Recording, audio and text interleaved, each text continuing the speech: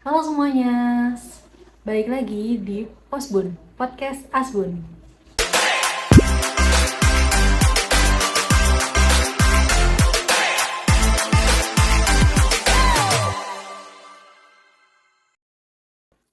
Nah, di Posbun kali ini aku sendirian karena hari ini aku mau cerita pengalamanku pribadi selama aku jadi mahasiswa di uh, salah satu kampus Islam di Solo. Sebenarnya mungkin ya yang bakal gue ceritain ini common knowledge, common experience yang dirasain sama orang-orang. Cuman buat gue ini ada beberapa pengalaman yang jadi berarti banget. So let's start. Awalnya, ini kita flashback dulu lah ya. Jadi sebelum aku kepikiran buat kuliah di sini tuh sebenarnya aku nggak ada kepikiran sama sekali buat kuliah di Solo.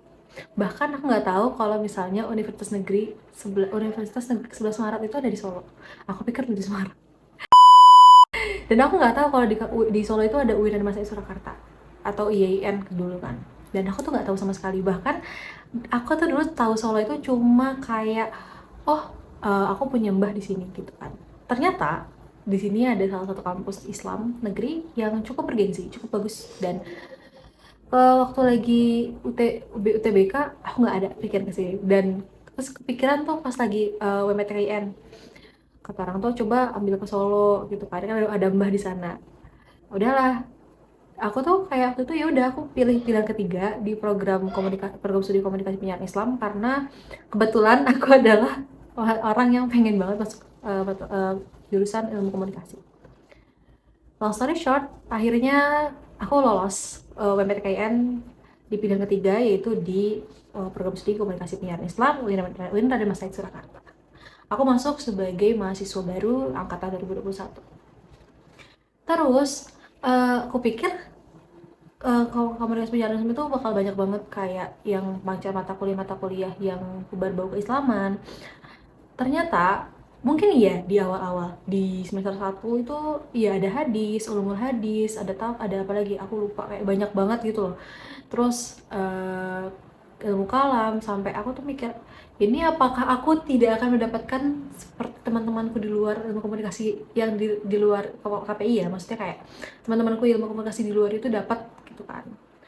Ternyata itu hanya berlangsung sampai semester 3. Jadi aku sempat sempat ada masa-masa ambis. Jadi di semester 2 itu aku ngambil mata kuliah punya kakak tingkat. Itu aku kalau nggak salah aku ngambil mata kuliah semester 4 yaitu filsafat dakwah. Jadi di semester 4 kemarin aku udah ngambil. Dan ternyata mata kuliah keagamaan itu berhenti di semester 4. Itu kita udah mulai penjurusan. Dan aku tuh kemarin kayak sebenarnya aku mau ambil apa sih, apakah broadcasting, apakah jurnalistik, ataukah public relation.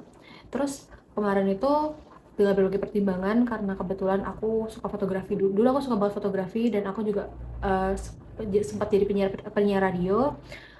Akhirnya aku memutuskan untuk ngambil broadcasting. Semua pilihan yang sedikit bikin apa ya, bikin stres, tapi juga disesali juga nggak bisa gitu loh. Aku menyesali itu, tapi aku juga nggak yang gitu. Jadi aku terima keputusan saat itu. Dan ternyata di semester 4 itu kan udah mulai jurusan tuh, aku masuk broadcasting.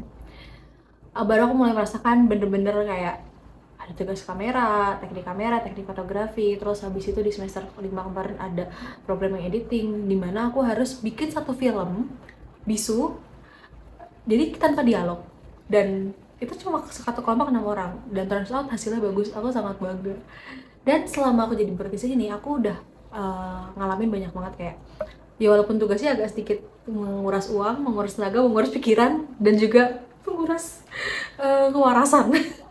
Aku bilang menguras kewarasan itu beneran, soalnya uh, apa ada beberapa tugas yang mengharuskan kita untuk kerja tim bareng-bareng, dan itu kita nggak bisa sesuai sama mau kita, jadi kita harus memikirkan orang-orang lainnya gitu. Tapi sejauh ini seru-seru aja sih, maksudnya kalau ditanyain eh kak kok kamu betah sih kuliah di situ, katanya nggak enak, katanya tugasnya banyak. Jujur seru, sumpah seru banget. Kayak you can explore anything here. Kamu bisa explore apa aja gitu di sini. Terutama kalau misalnya kamu anak-anak kamu termasuk aktif di UKM atau di lab. Karena di KPI itu di FUD di fakultasnya itu ada lab Radika dan juga PTV di mana kamu bisa belajar banyak tentang broadcasting, dunia broadcasting, televisi maupun radio. Dan kalau misalnya kamu pengen aku lebih suka nulis sih gitu kan, atau aku pengen yang lebih luas lagi jangkauannya gitu kan, kamu bisa ke UKM kayak Lokus, LPM Lokus, atau LPM Dinamika, terus kamu juga bisa ke radio di Star FM. Jadi banyak banget yang bisa dilakukan gitu loh. Nah, terus habis itu aku juga dulu tuh sempat mikir kayak, aku kuliah di sini ngapain ya gitu, kayak aku bisa jadi apa ya? Ternyata kalau misalnya kita bisa cari peluang tuh bisa loh. Kayak kebetulan dengan kemampuan yang aku dapat ini dari kampus kan ada beberapa yang mungkin aku udah punya kemampuan dulu, kayak mungkin dari public speaking atau apapun itu. Tapi ditambah portofolio dari tugas-tugas itu ternyata membantu karena kebetulan aku saat ini kan di semester 6 ini udah diminta untuk mencari tempat magang ya. Dan kemarin itu sebelum sebelum masa-masa pencarian tempat magang ini, aku sempat beberapa kali ikut volunteer. Jadi kegiatan volunteer itu nggak yang apa ya, nggak yang kamu cuma volunteer gitu aja. Dan ternyata volunteer itu mempengaruhi loh. Jadi aku waktu itu iseng daftar volunteer untuk FIFA World Cup U17 di Solo yang diadakan di Desember tahun lalu, di November tahun lalu, sorry. Dan aku terima jadi salah satu tim dari divisi media officer, yang mana aku di sana harus interaksi langsung sama orang-orang media, entah itu media pers cetak ataupun lembaga-lembaga penyiaran.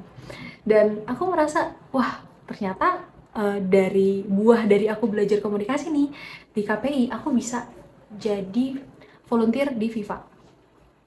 Nah, long story short, setelah itu ketika aku iseng mencari tempat magang, terus aku ngubungin lah teman-temanku, atas-atasku dulu di FIFA kemarin. Dan ternyata mereka ada lowongan untuk magang, dan itu menurutku salah satu privilege yang bisa aku dapetin setelah aku mengalami proses belajar. Terus habis itu aku juga jadi volunteer, dan habis itu aku dapet kelas di sana. But di lain sisi juga aku juga dapat tawaran untuk magang di tempat lain, karena beberapa kali aku sempat aktif juga kan sebagai volunteer di berbagai tempat. Jadi kalau menurutku nih sebagai mahasiswa, kamu semua nanti yang nonton ini, kamu tuh harus banget mencoba untuk kayaknya aku gak cukup diem di sini gitu kan. Karena kalau kamu cuma diem di kampus, kamu cuma diem di organisasi kampus, that's a good thing, itu bagus banget. Tapi it will be better if you try to find something outside. Jadi kamu lebih baik kalau kamu mencari sesuatu di luar. Kayak mungkin kamu bisa cari pengalaman-pengalaman dari volunteer, atau pengalaman-pengalaman dari panitiaan-panitiaan di luar kampus, karena itu juga bisa buka peluang kamu gitu kan. Terutama kalau misalnya kamu suka fotografi, kamu suka film atau itu, kamu cari aja di luar, karena banyak banget peluang yang bisa kamu dapetin di luar dari situ. So sebenarnya kalau dipikir-pikir ya, enak gak sih kuliah di UIN? Jawabannya aduh enak. Tapi it depends how you manage your time, how you manage your opportunity di sana. Jadi gimana caranya kamu manage waktu kamu, manage kesempatan kamu di sana. Jadi semakin baik kamu manage waktu, semakin baik kamu manage kesempatanmu, kamu bakal bisa dapat apapun yang kamu pengen. Maksudnya apapun yang kamu usahakan, pasti kamu bisa dapat. Jadi nggak terbatas kayak aku kuliah di UIN, aku nggak bisa dapat apa-apa. No guys, no, you can get anything, kamu bisa dapat apapun itu. Jadi pokoknya jangan pernah ngerasa kecil kalau kamu kuliah di UIN, karena bahkan baru bulan lalu aku dapat kesempatan untuk ikut KKL dari prodi buat mampir ke studio Trans TV dan Trans Jam. Itu adalah sebuah hal yang worth it banget, sumpah. Kayak aku bisa tahu langsung proses di balik layarnya serial TV itu kayak gimana gitu kan. So ya, mungkin itu aja, segitu aja asbunku hari ini kan ini udah cukup panjang, takutnya kan bosan kan ya, mungkin kita ketemu di asbun-asbun berikutnya. Oke, terima kasih dan sampai jumpa.